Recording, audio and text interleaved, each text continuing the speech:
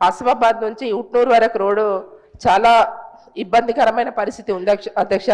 రోజు యాక్సిడెంట్లు అవుతున్నాయి. మరి గతంలో కూడా మేము మన ఇన్ఛార్జ్ మంత్రి గారు సీతక్క గారు ఉన్నారు, ఆ రోజు కూడా మేము చెప్పడం జరిగింది. మరి ఆ రోడ్డు పూర్తిగా మరి రినివల్ రీబీటీ చేయాలని కూడా మేము చెప్పడం జరిగింది అధ్యక్ష.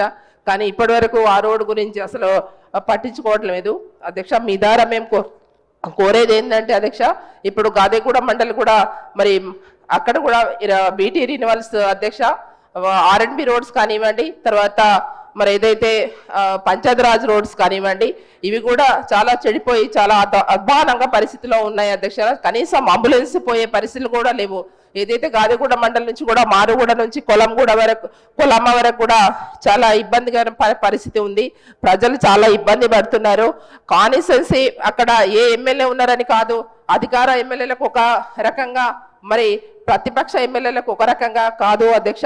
ప్రజలని దృష్టి పెట్టుకొని మీరు పనిచేయాలని మీ ద్వారా మరి ప్రభుత్వానికి కోరుతున్నాం అధ్యక్ష.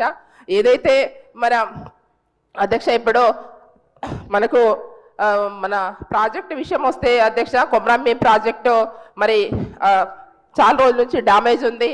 ఆ విషయం కూడా మంత్రి సీతక్క గారికి తెలుసు. మరి ఇప్పుడున్నవంటి ఇన్ఛార్జ్ మంత్రి గారికి కూడా మేము మీ ద్వారా తెలియజేస్తున్నాము. మరి కొమరంభీం ప్రాజెక్టు కూడా మరి డ్యామేజ్ అయ్యి ఇప్పటి వరకు పెండింగ్లో ఉంది. ప్రతి సంవత్సరం మరి ఒక 2 సంవత్సరాల నుంచి నీళ్లు కూడా మొత్తం కూడా వదిలేస్తున్నారు.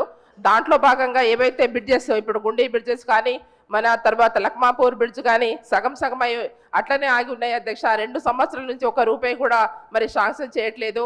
తర్వాత ఏదైతే అన్నర్పల్లి బ్రిడ్జ్ కూడా అది కూడా శాంక్షన్ అయి ఉంది అధ్యక్ష. మేము ప్రతిసారి చెప్తున్నాం కానీ మరి ఇక్కడ అసెంబ్లీలో చెప్పినా కూడా మరి పట్టించుకోవట్లేదు. అది కోరుతున్నాము చేయాలని, తక్షణమే తొందరగా ఏవైతే రిన్యూవల్స్ బీటీ రిన్యూవల్స్ మాత్రం పూర్తిగా చేయాలని మీ ద్వారా కోరుతున్నాం అధ్యక్ష.